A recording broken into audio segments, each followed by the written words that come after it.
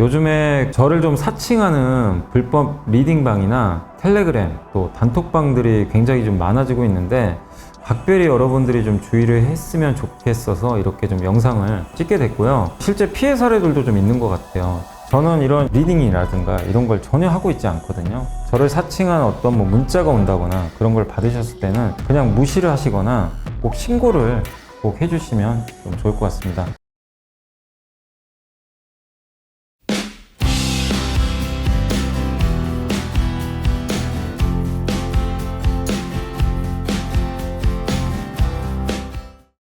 네, 안녕하세요. 2024년 6월 10일 LS증권의 염승환 이사입니다. 오늘 이제 시장 읽기 시작을 하겠습니다. 오늘 주식시장은 이제 미국의 고용지표가 너무 잘 나와서 그게 또 악재가 됐죠. 그래서 오늘 좀 증신 좀 이제 일부 하락세를 좀 보이고 있지만 낙폭은 크진 않고요. 확실히 한국 증시가 견조해진 건 맞습니다. 예. 그러나 이제 위로 또 열 수 있는 분위기에서 조금 제동이 걸렸고 삼성전자 좀 답답하죠 아직까지. 아무튼 이제 그런 얘기는 좀 이따 해드리고 오늘 이제 주요 이슈들 하고요. 미국 시황 그다음 주요 이슈들 한번 정리해봤고요. 강화되는 보험 의혹주의, 미국이 왜 이렇게 금리가 높은데도 안 무너지냐, 이제 그 내용이 블룸버그에 나와 있었고, 지난주에 한번 말씀드렸지만 그 ST팜 주가 급등했죠. 그 제론의 이메텔 스타트 FDA 승인 그거랑 반도체 최근 이슈, 모건 스탠리가 원래 이제 반도체에 대해서 옛날부터 겨울이 온다 막 이런 얘기들을 많이 했었죠. 근데 일단 이번에 나온 보고서는 상당히 긍정적이에요. 네, 그 내용하고 한 번에 3억씩 백화점 쇼핑한다. 그 다음에 이제 항공과 관련된 얘기들도 많이 있습니다. 다이가 LCC의 반란, 대한항공 합병이 이제 임박을 했고요. 트럼프가 한마디 했대요. 무슨 얘기를 했냐면 일론 머스크랑 친하게 지내자고 결심을 한 건지 굉장히 일론 머스크를 또 띄워주는 전기차 긍정적인 발언을 또 했습니다. 그 내용하고 그다음 이제 보고서에서는 태양광 예상보다 빠른 미국 시장 회복을 전망한다. TNL 마녀공장 탐방후기 2차 전지 투자 전략서 중국 태양광 업체 동남아 생산주, 이거 지난주에 한번 이슈로 다뤘죠. 근데 이제 오늘 보고서가 나왔거든요. 그 내용하고 또 지난주에 원래 설명하려다가 못했던 선케어 산업 요거까지 해서 마무리를 하도록 하겠습니다. 자, 일단 이제 미국 증시 같은 경우는 지난주 금요일날 좀 쉬어갔고요. 큰 변화는 없었지만 좀 조정이 나왔습니다. 미국 고용지표가 너무 잘 나왔고 미국 금리는 오르고 지수는 빠졌습니다. 그러니까 좋은 지표가 나쁘게 해석되는 거죠. 그래서 미국의 금리 인상 확률이 좀 떨어졌어요. 69%에서 9월에 할 텐데 50일로 일단 확률적으로 금리 인하 확률은 많이 떨어졌다라고 보시면 되겠고, 주요 IB들의 평가도 뱅크 오브 아메리카가 5월 고용보고서 강력한 고용 증가와 소비자 지출이 지속될 거란 걸 시사하기 때문에 금리 12월이나 내릴 것 같다 이렇게 또 언급을 했고요. 또 한쪽에서는 지금 일단 연준은 인내심이 필요하다. 그래서 3분기 내내 데이터에 의존할 것 같다. 그러니까 지금 금리나 한다고 볼 수 없는 거죠, 당장. 근데 실업률은 또 올랐어요, 4%로. 실업률은 올라가고 고용은 또 좋고. 자, 헷갈립니다. 기업 조사를 했더니 일자리가 늘어났어요. 기업들 대상으로. 너네 몇만 명 채용했냐? 몇 명 채용했냐? 이렇게 물어보는 거죠. 근데 가게에도 전화를 해서 또 물어보거든요. 예, 근데 가계조사에서 직업 잃은 미국인이 40만 명이나 된대요. 특히 풀타임, 이제 완전히 이제 어떻게 보면 이제 풀타임으로 고용하는 이제 일하는 사람들은 62만 5천 명이 감소했고요. 파트타임 또 늘어났어요. 그러니까 고용의 질이 좋은 게 아니죠. 고용이 둔화되고 있는 건 명확해요. 한데 기업과 가계 조사가 서로 또 다르다는 거. 이제 연준에서 제일 22년도에 연준의 입으로 불리던 그 닉 티밀하우스 기자도 뭐라고 했냐면 이번 고용 보고서 그렇게 중요하지는 않다 연준한테. 그럼 이게 보고서가 만약에 냉각된다고 연준이 당장 그 금리를 바로 내린 그런 상황도 아니겠지만, 예, 어쨌든 고용이 약해지면 금리 인하를 앞당길 수도 있대요. 네, 어느 시점에선. 근데 고용이 또 잘 나왔잖아요. 그런다고 인하가 미뤄진다? 그럴 거는 아닌 것 같다. 예, 결국엔 몇 달 더 봐야 된다. 몇 달간의 고용의 인플레이션 수치가 더 중요하다. 이런 내용입니다. 그러니까 5월달 보고서의 일희일비할 지금 상황은 아니라는 거죠. 잘 나온 건 맞지만 금리 상승 여파로 금융주가 강했고요. JP모건 올랐고 애플은 이제 세계 개발자 회의가 오늘 열립니다. 그래서 여러분들이 아마 이 방송 보시고 아마 이제 오늘 보시게 될 것 같긴 한데 어떻게 될지는 좀 지켜봐야 될 것 같고요. 예. 그리고 그 다음에 알파셋은 뭔가요? 알파벳. 예. 아마존 이제 빅테크는 부진했고 엔비디아 약보합이고 뭐 근데 금값과 구리값이 좀 급락했어요. 요게 조금 특징적이었습니다. 네. 그래서 미국 증시 이렇게 한번 그러니까 미국은 좀 쉬어갔다. 그리고 금리가 올랐어요. 그러니까 퍼스트 솔라 같은 재생에너지가 좀 빠지는 모습이 나왔습니다. 근데 고용지표는 정리해드리면 너무 좀 잘 나오긴 했지만 금리 올라갔지만 그런다고 금리 인상을 하거나 금리 인하를 미루거나 그럴 것 같지는 않은데 다만 2, 3개월은 더 지켜볼 수밖에 없는 그런 지표였다. 이렇게 정리를 하겠고요. 보호무역주의가 점점 강화된다. 지난주에 이슈였죠. 중국이 전기차 관세 상향 이유가 중국 전기차 관세 올리겠다. 이런 검토한다는 발언이 있었고 중국은 미국과 유럽에 야 너네가 그렇게 나오면 나도 하겠다. 서로 계속 보호무역으로 가는 거죠. 그리고 미국 하원이 중국에 지난 금요일날 나왔죠. 배터리 기업 CATL과 고션을 블랙리스트에 등재할 수도 있다. 이런 내용도 있었어요. 그러니까 수출 제재하겠다는 거죠. 그러니까 미국 대선 시기가 점점 다가오니까 중국과 갈등을 더욱 심화될 것 같다. 근데 이건 꼭 대선만의 문제는 아니에요. 중장기적으로 계속 이어질 가능성이 높아요. 중국의 공급 강행 때문에. 이것 때문에 선진국 일자리는 감소할 우려가 있으니까 뭐 선거에서 표를 의식해서 하는 것도 있겠지만 그러나 이거는 패권 경쟁이거든요. 여기서 밀리면 안 되거든요. 그리고 중국산 리튬 배터리, 태양광 패널, 철강, 시멘트 등의 수출 가격이 올해 많이 떨어졌어요. 근데 물량은 유지가 돼요. 수출을 계속하고 있다는 거죠. 그러니까 보호무역주의를 지금 미국이 펼치고 있는데 중국이 너무 덤핑으로 싸게 판다. 근데 그 증거가 여기 있는 거죠. 실제. 가격이 떨어졌는데 물량이 유지가 돼요. 수출 물량이. 그러니까 싸게 팔고 있는 거예요. 이게 경제를 망가뜨릴 수 있다. 이렇게 보고 계속 규제를 하겠다는 거죠. 그래서 쉽게 이 이슈가 뭐 해결되거나 뭐 그럴 상황은 아니라는 거죠. 그러니까 장기화된다. 이렇게 보시면 되겠고 그냥 상수라고 보세요. 미중 갈등은 그냥. 자, 미국 금융시장의 순환. 이것도 굉장히 내용이 좋아서 한번 이 번역기에 한번 돌렸고요. 돌린 다음에 제가 좀 더 알기 쉽게 이제 작성을 해봤는데 미국 결론 그러니까 이 내용의 주제는 뭐냐면 왜 미국 시장이 금리가 높은데 위기가 안 오냐 이거예요. 금융시장만 이제 딱 놓고 본 겁니다. 여러분들도 궁금하셨을 것 같아요. 이유가 여러 가지 이유들은 있어요. 근데 이번에 이제 금리는 동결할 거고 제롬 파웰 의장이 제한적이라고 부르는 정책을 계속 잘 소화하고 있다. 그리고 23년도 봄에 발생한 세 차례의 미국 지역은행 부실 사태도 잘 넘겼다. 뭔 얘기냐면 연준의 대응력이 그만큼 좋다는 얘기예요. 그게 하나 원인 중에 하나예요. 근데 세 가지로 나눴는데 첫 번째가 은행에서 돈을 사람들이 많이 빌렸어요. 기업들이. 근데 위기가 와요. 그러면 은행이 망하나? 어떻게 되죠? 뱅크런이 발생하죠. 돈을 빼려고 합니다. 그 2008년, 2007년 이제 2007년도죠. 그때 이제 2008년에 금융위기가 터졌지만 당시에도 이게 확산이 된 거죠. 서로 막 전염이 된 거예요. 공포심이. 은행에 문제가 생긴다고 하니까. 전염. 지금은 아니에요. 지금은 자금 조달을 그러니까 은행이 아닌 금융기관들 있죠.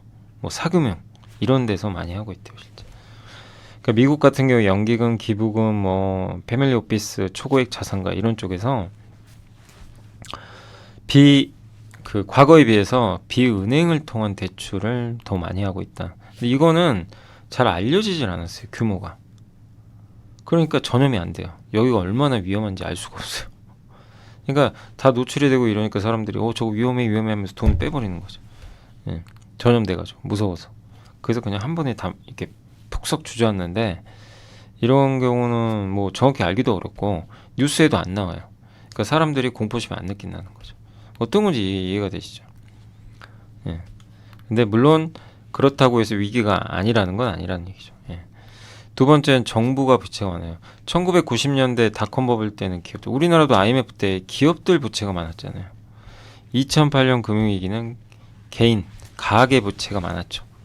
그 주택 버블 터졌죠. 미국에서. 이번 사이클은 누가 주도하죠? 미국 정. 상대적으로 셋 중에 제일 안정적이죠. 과세권을 또 갖고 있기 때문에. 나라가 망하는 경우는 별로 없잖아요. 미국이 빚 못 갚아서 망한다? 상상하기 어렵죠. 그래서 부채가 많아지는데도 정부 부채니까 리스크가 제한적이다. 그런 내용이에요. 근데 미국 정부도 언젠가 공경에 처할 수도 있다. 22년도 영국 연기금 사태처럼. 그러니까 그런 주의는 해야 되겠지만 덜 위험한 거죠. 연준이 또 관리를 잘한다는 거. 요거 또 하나 큽니다. 연준이 정말 컨트롤 잘해요.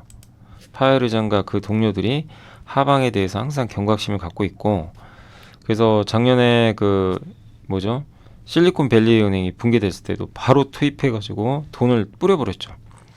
진화됐어요. 지금 아무도 얘기 안 하죠. 그때 난리 난 거 기억 안 나세요? 실리콘밸리 뱅크 막 망가져가지고. 이것도 뭐 금융위기 오니 많이 거봐라, 고금리 터졌으니 이제 난리 난다 막 이랬는데 사실 아무 일도 없었어요.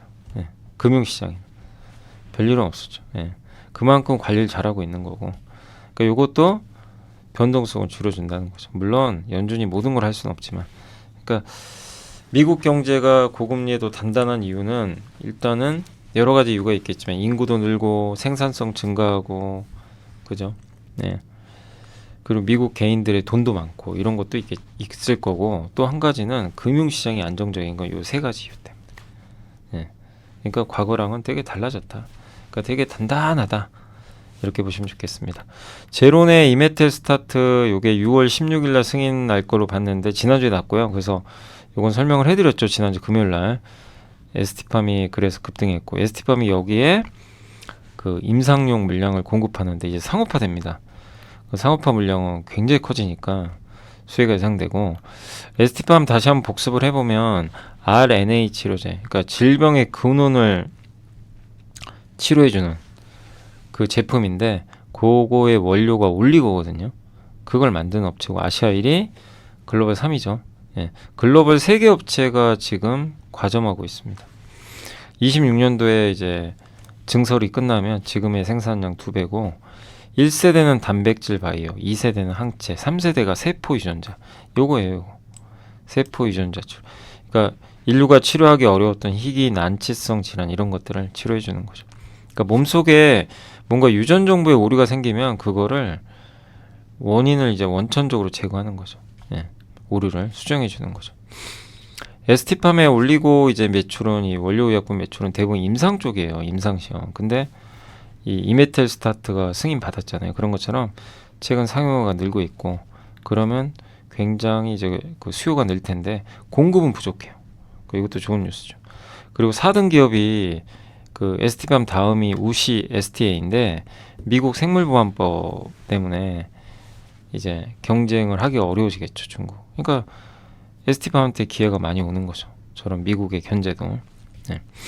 그리고 ST팜은 전 생산, 그러니까 모노모, 뭐 아미다이트, 올리고 같은 이제 여러 가지 이 제품에 대해서, 원료의약품에 대해서 FDA 생산 인증받은 유일한 기업입니다. 유일한 블록버스터급 치료제, RNA 치료제 스핀라자에 단독으로 공급 중에 있고요. 블록버스터가 앞으로 될, 실제 노바티스의 렉비오 요게 지금 잘 되고 있어요. 매출이 증가하는데 에질런트와 함께 공급 중입니다. 그리고 또 이런 제품들도 올레자르, 펠라카르센, 도닌, 이름이 좀 어렵지만 5개 신약은 ST팜이 임상 물량을 공급하고 있는데 이들도 26년에 승인이 예상된다. 그래서 저는 이제 ST팜도 이제 계속 우리가 공부를 좀 하고 있지만, 네. 이번에 이런 이메텔 스타트의 승인, 또 미국의 생물보안법 이 이슈를 통해서 성장을 더 할 걸로 보이고, 이게 끝이 아니라 저런 또 이벤트들이 남아 있으니까 꾸준히 잘 추적을 해야 될 것 같습니다. 자, 반도체 또 최근 이슈는 요게 이제 서울경제신문의 강혜령 기자님이 이제 해주신 건 뭐냐면, 이제 삼성이 엔비디아 테스트 중이라는 거에 젠슨항이 직접 언급을 했죠. 근데 샘플 물량에서 이제 양산을 앞둔 양산급 샘플 물량 공급으로 바뀌었대요. 그러니까 얼마 안 남은 거는 같아요. 그러니까 조금만 더 기다려 보시면 좋을 것 같고, 그 다음에 AMD 4분기에 새로운 가속기가 나오는데 거기에는 삼성의 HBM3E가 탑재될 예정입니다. 모건 스탠리가 일단 SK 이 주요 텔레그램에서 이걸 되게 공유들을 많이 하시더라고요. 뭐냐면 하이닉스 실적 추정치가 대폭 올라갔습니다. 지난주 금요일날 마지막에 좀 살짝 보여드렸죠. 특히 낸드가 장난이 아니에요. 낸드가 177.9 내년에. D램 영업이익률보다 낸드가 내년에 더 좋습니다. 그래서 하이닉스가 내년에 영업이익이 46조, 삼성도 80조가 넘어요. 근데 왜 주가는 안 갈까요? 근데 어쨌든 외국계 증권사의 영향력은 외국인한테 막대하거든요. 그러니까 이런 부분들은 긍정적이다라고 우리가 판단을 해야 될 것 같습니다. 근데 아무튼 주가는 좀 답답하긴 합니다. 아직은. 자, 머스크의 7,590동 화성 로켓 지난주에 궤도 비행 성공을 했죠. 굉장히 이게 큰 거거든요. 근데 스타쉽은 400개 위성을 탑재해요. 한 번에. 어마어마한 거죠. 여기다 사람 태워서 보낼 수도 있고. 그러니까 스타쉽의 궤도 비행은 굉장히 의미가 있고요. 인공위성을 제작하는 기업들이 좀 수혜를 받겠죠. 이렇게 되면 인공위성 시장이 커지니까. 또 우주항공 경쟁도 되게 치열하고, 중국은 달 탐사선 창어 6호가 세계 최초로 달 뒷면으로 갔습니다. 나사는 내후년에 아르테미스 3호 통해서 인간을 달에 보낼 예정이고, 아마 이 스타쉽이 동원이 될 가능성이 좀 있고요. 글로벌 우주 경제 규모는 11조에 달할 거라는 전망이 있다고 합니다. 이게 스타쉽입니다. 누리호 보이세요? 누리호가 정말 애기만 해 보이죠. 이렇게 커요. 근데 이제 스타쉽이 요게 이제 조선일보에서 나왔던 거 좀 캡처를 해왔는데요. 요게 이제 추진력을 얻어서 발사하면 요게 분리가 됩니다. 그래서 얘가 역추진해서 하강을 하고, 그 다음에 얘는 이제 위로 보내는데, 궤도 비행을 하고 나서 다시 역추진으로 지구에 착륙을 해요. 비행한 다음에. 그러니까 재사용이 가능해요. 대단한 거죠. 역추진 통해 가죠. 그래서 비용을 줄일 수 있다는 게 굉장히 긍정적이죠. 그 뉴스 중에 보니까 백화점의 VIP가 된 외국인이라 그래서 대만인 중에 한 분이 현대백화점 서울무역센터점에서 명품 브랜드 3억을 구매를 했대요. 한 번에. 무역센터점에 한 번에 1,000만 원 이상 구매하는 구매 이력을 갖고 있는 외국인이 500명. 빅3 백화점 외국인 매출 급증. 현대가 압도적입니다. 무역센터점은 외국인 비중이요 13.1. 아니 10명 중에 1명이 외국인이에요. 백화점에 매출에. 어마어마한 거죠. 상상도 못할 일이죠. 그만큼. 근데 백화점주도 안 가죠. 안 가지만 뭐 현대도 그렇고 그 진우스 때문이죠. 자회사. 그게 좀 워낙 성적이 안 좋다 보니까 그렇긴 하지만, 백화점 면세점 대신 백화점을 가요. 외국인들이. 올리브영 가고. 이것도 하나의 트렌드니까 백화점주들 뭐 중에서 한번 좀 주가들이 워낙 안 가지만 외국인 비중이 높은 백화점주들은 한번 또 공부를 해볼 필요는 있는 것 같습니다. 트렌드가 바뀌는데 수혜는 맞아요. 외국인들이 면세점 대신 백화점을 간다. 그리고 LCC가 최단 기간 1,000만 명 태웠대요. 올해 첫 LCC 이용객이 3천만 명까지 갈 것 같고, 뭐 서비스 정비, 넓어진 노선, 저렴한 가격 이런 장점도 있고요. 또 미국과 유럽 등으로 장거리 노선이 확대되고 있어서 LCC 전성시대 이어질 것 같다, 이런 내용이고, 또 한 가지가 이제 대한항공과 아시아나항공이 합병이 임박을 했습니다. 유럽만 받으면 돼요. EU. 근데 대한항공의 로마, 바르셀로나, 프랑크푸르트, 파리 노선을 이제 TA 항공이 넘겨야 되거든요. 그래서 그걸 이제 결정을 했고, 아시아나항공의 화물 사업부도 아마 에어 프리미어가 될 가능성이 높다고는 하더라고요. 매각을 이제 해야 되고 유럽의 승인이 조건부 승인이거든요. 마지막 남은 건 미국만. 네. 그래서 미국이 승인만 해주면 아시아나항공 지분 인수해가지고 자회사 편입하고 아마 하나로 합칠 것 같습니다. 그럼 만약에 이제 아시아나항공 지분 갖고 계신 분들은 그 대한항공 주식으로 교환할 가능성이 좀 있어요. 아시아나항공은 상폐시키겠죠. 예. 대신에 대한항공 주식은 나눠주고요. 그러지 않을까 생각은 하고 있습니다. 아무튼 합병을 하면 10위권의 초대형 항공사가 되는 거죠. 어쨌든 그동안 경쟁이 치열했던 시장에서 합병을 통해서 경쟁자가 사라지면 경쟁이 완화되니까 이 부분은 긍정적이고 또 최근에 환율 유가도 안정적이니까요. 자, 태양광 예상보다 빠르게 미국 시장 회복할 것 같다. 이런 좀 내용인데 미국 이진호 연구원님이 써주셨는데요. 미국의 24년 1분기 태양광 모듈이 작년 대비해서 90% 증가했고요.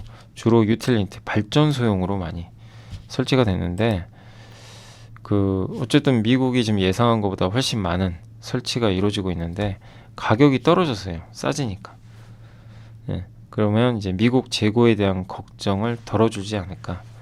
가격이 떨어져서 설치가 늘어나면 재고가 줄겠죠.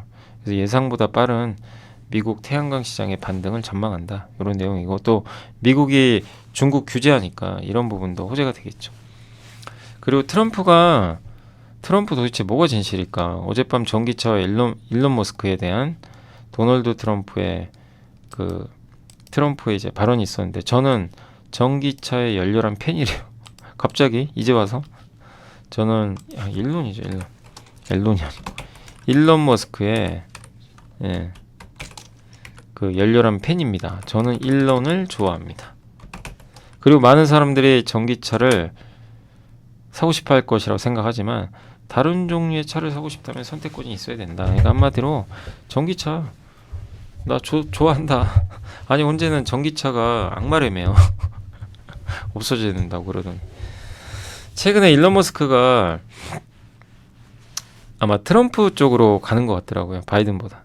아마 그런 거에 대한 약간의 기분이 좋아서 한 발언이 아닐까. 근데 어쨌든 이런 것들은 뭐 전기차 산업한테 또 긍정적으로 되겠죠.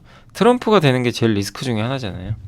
네, 이런 이슈도 있었다는 거 참고하시면 좋을 것 같습니다. 자, 이제 보고서로 넘어가서 몇 개만 좀 정리를 해드릴게요. TNL 있죠. 오늘 주가 좀 많이 올랐는데 그동안 많이 빠졌죠. TNL이 갑자기 급락해 가지고 이 TNL에 이제 유한타증권의 손현정 연구원님이 적으셨고 2분기 역대 최대 실적 기대한다고 합니다. 그러니까 2분기에 지난해 2분기 이후로 재고를 확충한 다음에 하반기에 재고가 소진되면서 좀 부진했는데 올해는 신규 국가 진출로 하반기도 좋을 것 같다. 히어로의 마이티 패치죠. 브랜드 이름이 여드름 패치예요. 그러니까 우리 한국에서는 여드름 패치가 되게 일상화돼 있잖아요. 여기 뭐가 나거나 뽀드락지 나면 붙여가지고 그죠? 미국은 안 그랬거든요. 이제 미국도 이게 확산되는 거죠. 그래봐야 아직도 침투율이 10%도 안 돼요. 그러니까 성장성 충분하고요. 히어로의 모회사 C&D가 이제 유럽에도 이제 확장하겠다 이렇게 언급을 했습니다. 그 중국도 인기가 많대요. TNL의 저런 이제 여드름 패치 같은 창상 피복제 제품 중에서 50%가 올리브영 통해 가지고 중국으로 수출되고 있다고 합니다. 징둥닷컴의 스킨케어 품목에서 1위 했대요. 예. 그리고 올리브영 케어 플러스 여드름 패치 원단. 그러니까 여드름 패치의 그 주요 소재들 있죠. 요걸 또 공급을 해요. 그래서 이게 주가가 최대 주주 특수관계인이 지분 매도 공시하면서 좀 빠졌지만 펀더멘털 이상 없었던 거죠. 그래서 저평가된 상태에서 오늘은 주가가 많이 올라갔습니다. 수주도 늘고 꾸준하게 관심 갖고 지켜보시면 좋겠습니다. 예. 하반기는 이제 미국은 증가하는데 하반기에 이제 유럽이 얼마나 계속 이제 유통망 확장해서 진출할 때 성과를 내는지 그걸 봐야 될 것 같고요. 마녀공장 탐방공 이거 화장품 회사죠. 마녀공장 작년에 상장했고 기초 화장품입니다. 올해 1분기 매출 좋았고 근데 영업이익은 크게 성장은 못했던 게 국내 이익률이 좀 감소했고요. 마케팅 때문인 것 같아요. 일본에는 온라인이 좀 부진했습니다. 오프라인 좋았는데 마케팅 투자가 아마 이제 비용을 조금 이제 부담이 되는 거죠. 그래도 미국이 좋아요. 미국 매출액이 208%나 증가했다고 합니다. 현재까지 매출액은 대부분 미국에서 아마존, 클렌징 오일 카테고리 성장 속에서 온라인 채널에선 성과가 좋다고 합니다. 미국에서. 그리고 3분기부터 미국 코스트코 들어간다고 하고요. 또 얼타의 온 오프라, 얼타뷰티죠. 여기 이제 미국의 올리브영 같은 회사인데 여기에도 입점을 진행 중에 있습니다. 한마디로 우리나라 화장품의 전성기인데 여기에 이제 마녀 공장도 뭐 들어갈 수도 있을 것 같다. 이런 내용인 것 같습니다. 그래서 미국 매출은 좋고요. 일본이 좀 아쉬웠죠. 실적이. 일본 실적이 턴어라운드 하는 게 좀 중요할 것 같습니다.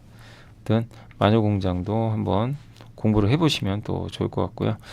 2차 전지 투자 전략서인데 전기차 판매량과 저도 근데 이제 2차 전지를 한참 부정적으로 보다가 또 좋게도 말씀드린 적도 있고 한데 어쨌든 이게 변수가 바뀌면요 그 여러분들도 사고를 유연하게 하셔야죠. 뭐 영혼이 안 좋은 게 어디 있습니까, 그죠? 영혼이 좋은 것도 없어요. 예. 그 어떤 사이클이 있으니까 좋다가도 나빠지고 나빠졌다 좋아지는데 근데 지금 사이클은 2차전지는 긍정적으로 봐야 될 사이클이 맞아요. 예, 분위기는 바뀐 게 맞습니다. 그럼 긍정적으로 봐야 되겠죠, 당연히. 예, 거기에 맞춰서. 그러니까 안 좋아지는데 계속 좋습니다 하는 것도 문제고 좋아지는데 뭐 안 좋으니까 계속 안 좋을 겁니다. 이것도 문제가 있는 거죠. 그죠? 투자는 그렇게 하면 안 되고 유연하게 항상 생각하시면 좋겠고요. 근데 그동안 이제 2차전지 고생하신 분들이 워낙 많으니까 힘드실 것 같긴 한데 그래도 이제 분위기는 많이 바뀌었다. 이렇게 보시면 되겠고 전기차 판매량과 별개로 우리나라 배터리 기업들의 이 배터리 공급은 확대가 되고 있다고 합니다. 근데 우리나라는 어쨌든 미국 중심으로 봐야 되고요. 유럽에선 중국과 경쟁이 심해요. 근데 이 중국을 규제하겠다라는 얘기가 유럽에서 나오니까 이 부분도 호재가 되겠죠. 또 LG엔솔은 테슬라 모델 Y 재고 소진뿐만 아니라 모델 3 파나소닉 물량까지 넘어온대요. 그러니까 LG엔솔한테는 상당히 좋은 펀더멘털이에요. 물량이 30% 이상 증가했고 4월에도 공급량이 54%. GM의 신차 에키녹스 공급을 아직 안 했는데도 공급량이 늘고 있어요. 근데 여기에 이제 공급까지 에키녹스까지 들어가면 훨씬 더 좋아지겠죠. 예.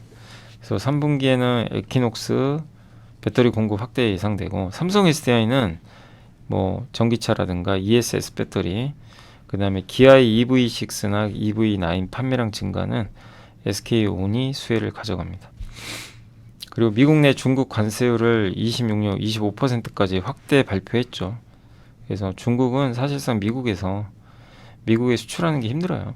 예. LG엔솔은 26년에 LFP ESS용으로 들어가는 거예요. 미국에서 양산 들어갑니다. 그리고 테슬라도 어차피 모델 Y 신모델, 모델 I의 새로운 이제 모델하고 사이버 트럭 이쪽이 이제 출시가 뭐 내년에 되지 않을까 싶고요. 올해 나오려나요? 한번 봐야 되겠습니다. 사이버 트럭 이미 나왔지만 점점 이제 생산량은 늘어나겠죠. 또 EV3가 이번에 새로 나온 건데 인기가 많다고 합니다. 근데 요거는 국내 이제 그 7월, 그러니까 인기가 많다는 거 이제 관심도가 되게 높다고 보시면 되겠고 호평을 했어요. 근데 물론 또 이제 판매는 돼봐야 되겠지만 어쨌든 이제 올해 7월에 나오니까 한번 지켜보시고 유럽은 4분기, 미국은 내년 하반기 정도에 출시될 예정이라고 합니다. 요거는 LG엔솔이 공급합니다. 현대차랑 같이만 합작 공장. 근데 LG엔솔이 여러모에서 분명히 모멘텀은 좋은데 아시겠지만 LG화학이 지분 매각할 가능성이 높거든요. 그래서 배터리 쪽에선 삼성 SDI를 보자 이런 내용이고 양극재는 아직은 실적은 조금 시간 걸리지만 바닥은 이제 다져가는 것 같고요. 하반기 차세대 제품 양산, 뭐 LNF 같은 경우 그런 좀 기대감이 있는 것 같고요.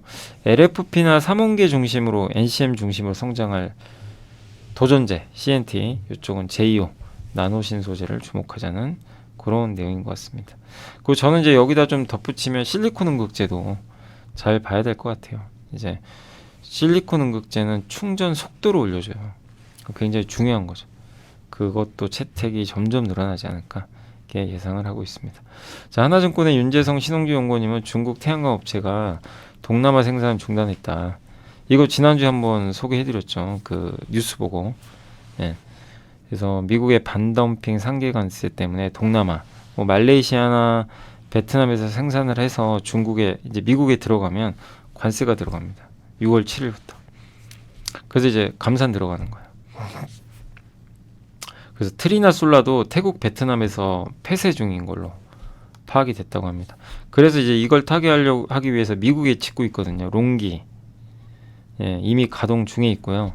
트리나 솔라는 올해 가동 목표로 하고 있고, 진코 솔라는 이제 작년에 규모를 좀 늘렸고, 중국의 런 에너지인가요? 예, 솔라. 여기 JA 솔라, 후넨 솔라 이런 데는 모두를 이제 미국에서 가동할 예정이라고 합니다.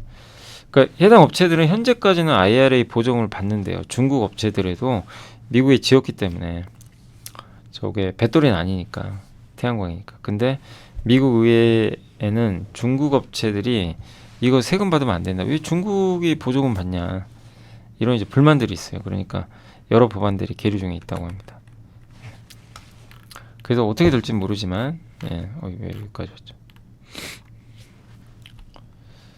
그래서 여러 법안들이 있는데 상원의원 마코 루비오 하원의원 캐롤 밀러가 프로텍팅 어드밴스드 아메리칸 매뉴팩처링 액트를 제안을 한 거예요. 이 법안은 중국을 포함한 외국 적대국과 관련된 기업들이 IRA의 세액공제 혜택을 받지 못하려고 하는. 예. 그러니까 뭐냐면 만약에 중국을 포함한 외국 적대국 이런 회사들이 이제 IRA 통해서 세액공제를 받으면 그걸 막겠다는 겁니다.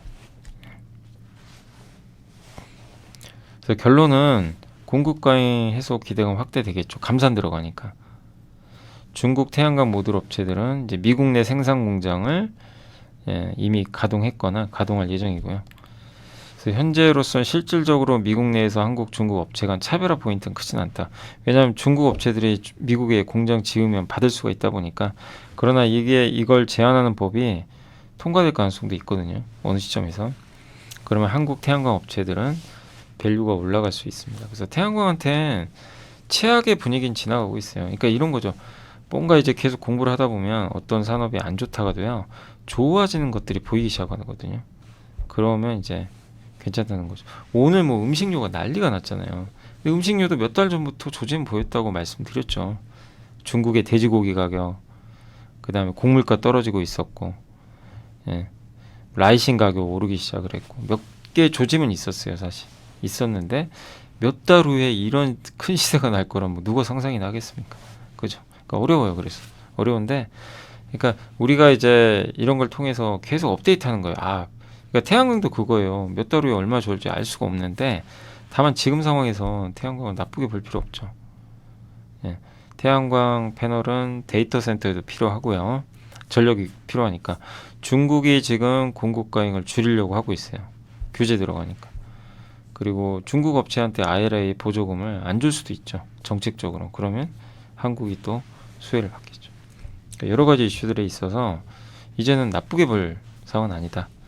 이렇게 말씀드리고 싶고요. 자, 그리고 FS 리서치의 황세한 연구원이 선케어, 우리 선케어 공부 많이 했었죠. 그래서 한번 정리한다고 생각하시고 24년도 글로벌 선케어 제품 시장이 급성장할 것 같다. 요 내용입니다. 네. 연평균 15.4% 성장하고요. 미국이 특히나 좀 수요가 많을 것 같아요. 네. 백인의 피부암 발병률이요. 그 다른 인종에 비해 5배에서 10배나 높다고 합니다. 그래서 특히 남성이 여성보다 발병률이 높고 백탁 현상 때문에 사용을 잘 안 한대요. 그래서 남성의 스킨케어 사용률은 그 83%, 선크림까지 같이 사용하는 비율은 38밖에 안 된대요. 안 쓰는 거예요, 선크림 거의. 남성의 피부암 발생률은 개선되지 않았다. 네. 그래서 요게 이제 자외선 차단제죠. 네. 독일 회사 제품이고 올리브영. 그 다음에 인종별 성별 피부암 발병률 비교로 남성이 훨씬 많네요. 그리고 미국과 호주에서 선크림 구매가 이렇게 증가하고 있대요. FDA는 피부암 예방하기 위해서 선크림 사용해라 이렇게 공고를 하고 있고요. 예. 실제 FDA 홈페이지 내 메인 페이지에서 선크림 선택 시 주의사항이나 사용 방법 등이 소개가 되고 있다고 합니다. 또 최근에 버몬트주에서 교내에서 학생들의 자외선 차단제 소지 및 사용을 또 허가했다는 그런 기사도 있었고요. 그러니까 선크림이 일반 의약품이라서 학교 내에서 선크림 소재를 규제하고 있는데 이걸 이제 허용하겠다는 겁니다. 발라라 이런 거죠. 근데 이게 의약품이라 규제를 했는데 풀어주겠다는. 그러면 이제 수요가 늘겠죠. 또 MOCRA라는 거 함께 배우기 위해서 한번 다뤄드렸죠. 화장품 규제 현대법인데 이거는 어쨌든 FDA 승인받은 데서 생산을 해야만 화장품 이제 어떻게 보면 생산이 가능해지는 거죠. 그래서 이걸 갖고 있는 회사가 요런 이제 승인을 받은 회사. 우리나라 기업들은 특히 ODM 같은 경우는 미국 승인을 많이 받은 걸로 알고 있어요. 그래서 선크림은 OTC로 분류가 되니까 까다로운 승인을 받아야 되고요. 예. 1인당 선크림 제품 구매액은 한국이 15.45, 미국이 6달러밖에 안 되고 중국은 1달러도 안 됩니다. 그러니까 성장 여력은 충분하고요. 미국인들한테 피부암은 전체 하면 50%예요. 우리나라는 2%밖에 안 돼요. 예. 우리나라는 1.7. 미국이 피부암이 정말 많다고 합니다. 우리는 1.7. 근데 오히려 우리가 더 선크림을 훨씬 많이 바르죠. 한국 사람이. 이게 원래 좀 바뀌어야 되거든요. 미국 사람이 훨씬 많이 발라야 되는데 실제 통계는 정반대죠. 그만큼 선크림을 바르기 싫어해요, 미국은. 네. 그러나 이제는 바꾸려고 하는 거죠. 네. 그래서 선크림 제품은 단순한 자외선 차단만 하는 게 아니라 요즘엔 이제 미백, 탄력, 주름 개선까지 기능들이 복합적으로 섞여 있다고 합니다. 그래서 글로벌 선케어 시장도 가성비 제품의 인기는 지속될 것 같다. 이런 내용이고요. 본느, 그래서 대표적으로 본느가 픽시, 팬티스킨, 레어뷰티 등의 이제 ODM 방식으로 공급을 하고 있고요. 픽시의 온도글로우는 본느가 이제 제조하는 핵심 제품인데 21년 초도 물량 3,500개. 그리고 현재는 200에서 300만 개씩 수주를 받을 정도로 기술력이 좋다고 합니다. ODM 사업부의 미국 비중 68% 정도 된다고 보시면 되겠고요. 선진 뷰티 사이언스 뮤기계 자외선 차단제 고 원료인 산화애연과 이산화티탄을 직접 만든다고 합니다. 네. 그래서 미국과 유럽, 중국 등 모든 지역에서 꾸준히 성장 중에 있고요. 자체 브랜드인 아이레시피는 선진에서 만든 소재가 주요 성분으로 돼 있다. 이렇게 보시면 되겠고, 국내에서 유자일린 클렌징 방이 유명했을 때요. 네. 그래서 선진 뷰티 사이언스도 그런 내용이 있으니까 참고하시고, 세 번째 이제 우리가 워낙 잘하는 그 인그루드랩, 인천과 토토와 미국에 공장이 있고 FDA 감사를 통과했고요. 인종이나 연령 상관없이 데일리 제품으로 꾸준한 매출이 일단 발생을 하고 있습니다. 또 ODM 비즈니스 특성상 다품종 소량 생산이죠. 그래서 그 OTC 화장품 한 품목당 연평균 8에서 10억 정도 매출이 나온다고 합니다. 중장기적으로 안정적 매출 성장 기대하고 있고요. 인천 공장 4월에 증축이 끝났고 고객사 수주를 좀 늘리기 위한 증축이었다라고 보시면 되겠습니다. 이 화장품 쪽은 결국 한 번에 꺾일 트렌드는 아니에요. 아직은 피크아웃을 논하기는 좀 어렵고 여전히 또 특히 중국을 제외한 시장, 미국 시장에 대한 성장이 꾸준하기 때문에 아직은 괜찮은데 다만 이제 주가 좀 올랐으니까 좀 조정받는 구간은 일부 나올 수는 있다. 단기적으로 그렇게 보시면 좋겠습니다. 자, 그래서 여기까지 해드리고 그리고 그 실적 추정치 유명관 연구원님이 좀 적어주셔가지고요. 그것만 말씀드리면 일단 주간 이익 동향 해서 여기서 이제 눈에 띄는 거는 항공주가 좋아요. 그죠? 여기 추정치 올라갔고 화학은 금호석유가 괜찮습니다. 그 일주일간 이제 영업이익 전망치가 상향이 큰 거 ITM 반도체, 실리콘2, 두산 퓨어셀, 하나시스템, HD 현대, 고려현, 대한항공, 금호석유 유니드, 효성 TNC, 삼성 E&A, 삼성증권, 한국콜마, LS 일렉트릭 이런 기업들이 일단 최근 일주일간 추정치 상향 폭이 크다라고 보시면 좋을 것 같습니다. 내부자 매수로는 삼성전자 매수가 좀 일부 있었고요. 6월 7일이겠죠. 박순철 유주환 부사장님이 요새 자사주 매입을 꾸준히 하고 있고 HD 현대는 정기선 대표가 매수를 했습니다. 저번에도 샀는데 또 샀네요. 그 현대미포조선이 PC선 두 척을 수주를 따내서 높은 가격으로 잘하고 있고요. 한미가 또 본딩 장비 수주를 했고 이번에 하이닉스 쪽입니다. 세진중공업이 객실, 데크하우스, 엔진 케이싱 제작을 하고요. 대주전자재료가 사실 이건 악재죠. 전원사채 발행했으니까. 근데도 여기에 내용이 있어요. 배터리용 음극재 제조시설 만들기 위한 투자다. 435, 180억. 예, 이렇게 되어 있습니다. 그래서 이번에 전환사채 발행은 주가에는 좀 부담이 될 수는 있어요. 예. 그러나 이걸 가지고 뭐 딴 데 쓰는 게 아니라 핵심인 실리콘 음극재 사업에 투자하는 거니까 저는 이 부분만큼은 긍정적이지 않나 이렇게 생각을 하고 있습니다. 그래서 이런 이제 그 어떤 공시까지 한번 살펴드렸습니다. 자, 오늘 이제 국내 주식시장 좀 말씀드릴게요. 오늘 코스피는 21포인트 하락해서 0.79% 정도 조정을 좀 받았고요. 코스닥 같은 경우는 이제 864포인트, 1.74포인트, 0.17% 약보합에 마감을 했습니다. 그래서 오늘 한국 증시는 조금 하락하는 모습이 나왔고 전 세계에서 아무튼 제일 부진한 시장 중에 하나죠. 정말 위가 쉽게 안 열리는데 오늘은 이제 외국인들이 선물을 그냥 또 왜 저런지 모르겠어요. 선물 가지고 1조를 넘게 팔아버렸고요. 그러니 뭐 여기 기관에서 매물이 쏟아지죠. 연기금은 뭐 여전히 뭐 국내 주식은 그냥 크게 관심이 없는 건지 매도를 하고 있고 외국인 현물은 그나마 좀 견조했던 것 같습니다.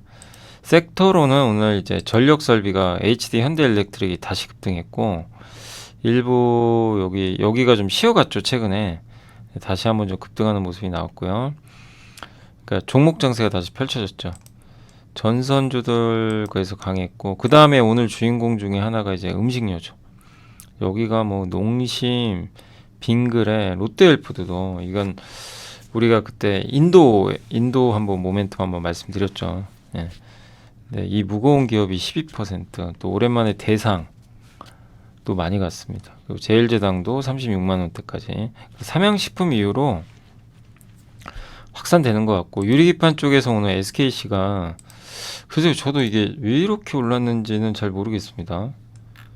예, 외국인이 엄청 샀거든요. 근데 동박으로 간 것 같지는 않고요. 동박은 아닌 것 같아요. 근데 유리기판으로 간 것도 아니에요. 꼭 그렇게 보기는 어렵죠. 그죠? 유리기판이 뭐 다급등한 것도 아니고 그러니까 뭔가 좀 다른 이슈 SK그룹이라서 그런 건지 제가 모르겠는데 아무튼 뚜렷한 이유는 보이진 않지만 오늘 급등했고 원전주들도 오늘 괜찮았습니다. 오늘 이제 BHI가 9% 좀 급등을 했습니다.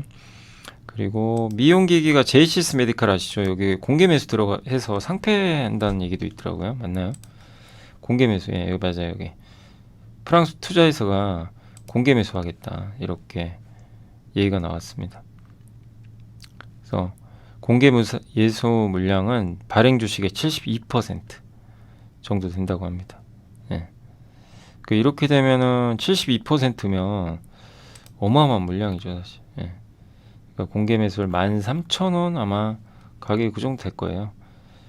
그래서 한번 그건 확인해 보시고 어쨌든 JC 메디칼이 그 공개 매수 영향으로 인해서 예, 여기 아침에 나온 대로 주가가 급등했고 이러다 보니까 다른 회사도 하는 거 아니야? 이제 그래서 원택 뭐 다른 기업들도 좀 같이 급등하는 모습들이 나왔는데 근데 오전보다는 좀 다들 밀려버린 거는 같아요.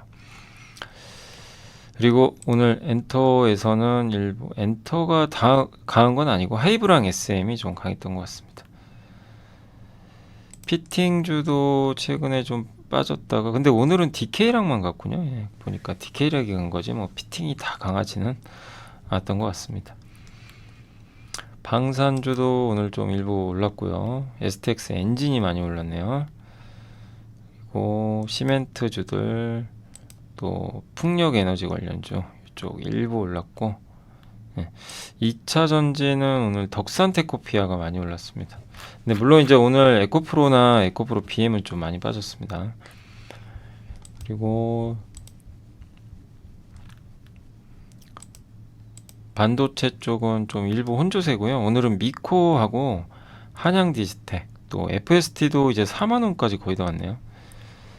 일부 올라왔는데 다만 편차가 심해요. 원익 QNC는 지난주 급등했다가 오늘은 좀 밀렸고 해성 DS 또 오킨스 전자 뭐 이런 BCNC 이런 기업들은 좀 부진했던 것 같습니다. LNG 쪽 일부 올랐고요. BHI가 올랐고 석유화학 쪽에선 SKC 그러나 이 전통 석유화학주들은 좀 부진했던 것 같습니다. 와, 이노베이션은 정말 주가가 안 가네요, 진짜. 그리고 네, 많이 빠진 거는 오늘 인터넷주들 네이버 카카오가 정말 뭐 이게 전혀 힘을 못 쓰고 있고요. 해운주도 좀 답답했고요. 네. 바이오도 오늘은 좀 쉬었습니다. 지난주 이제 좀 급등했다가 이번 주는 좀 쉬어갔고 2차전지도 오늘은 좀 쉬어갔습니다. 셀 업체들은 IT 대표주도 오늘 삼성 SDS가 뭐 이유는 특별한 건 없더라고요. 보니까 없습니다. 오늘 좀 빠졌고요. 은행주도 좀 쉬어갔고 건설주, 편의점, 통신, 리튬, 자동차 쪽도 오늘 현대차, 기아가 조금 올라갔지만 좀 대체적으로는 부진했던 것 같습니다.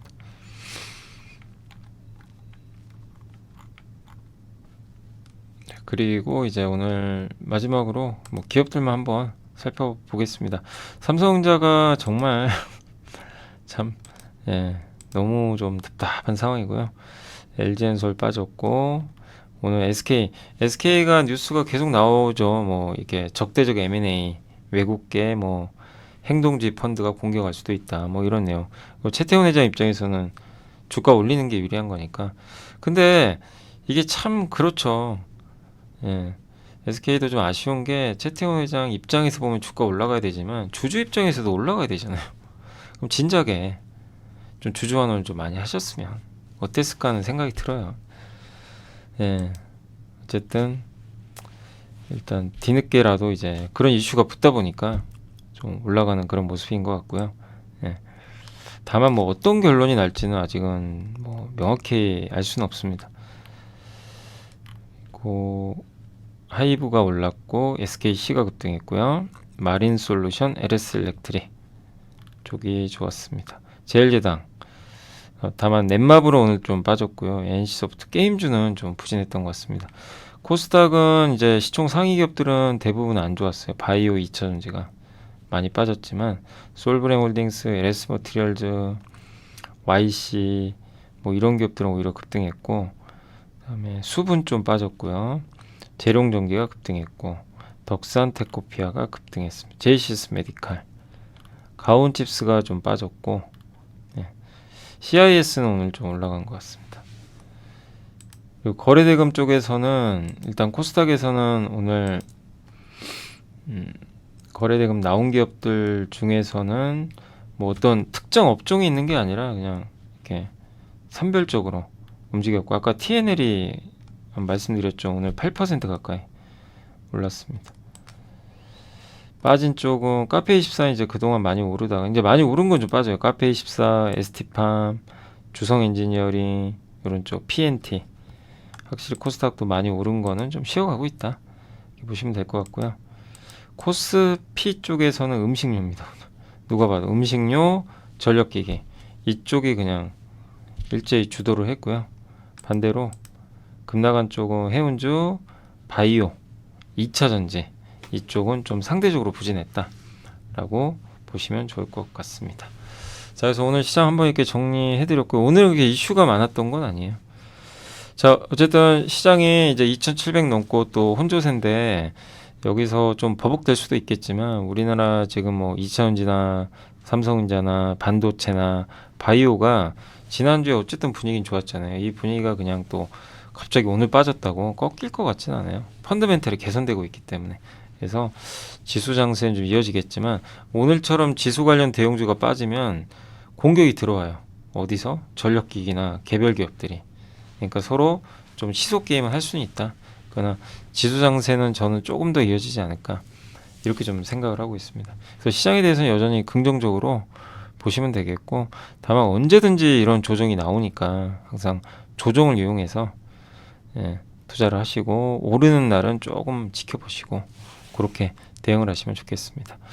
자, 오늘 고생하셨고요. 예, 저는 오늘은 이제 보고서보다는 좀 이슈들 좀 주말에 정리한 것들 한번 좀 말씀을 드렸으니까 그런 내용들도 참고하시면 좋겠습니다. 저는 또 내일 이 시간에 찾아뵙겠습니다. 감사합니다.